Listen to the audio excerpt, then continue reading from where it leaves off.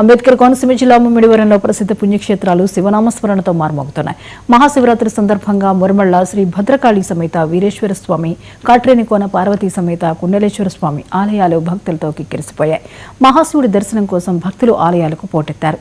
రాష్ట్ర నలుమూలల నుండి వచ్చిన భక్తులు మహాశివుని దర్శనానికి క్యూ లైన్లో బారులు తీరారు.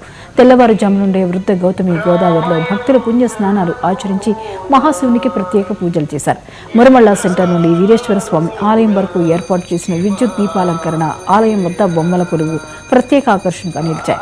భక్తులకు ఎటువంటి ఇబ్బందులు కలగకుండా ఆలయ chairman Datla Ramakrishna Raju, assistant commissioner Satyanarayana, superintendent Srinivasaraju సిబ్బంది ప్రత్యేక ఏర్పాట్లు చేశారు.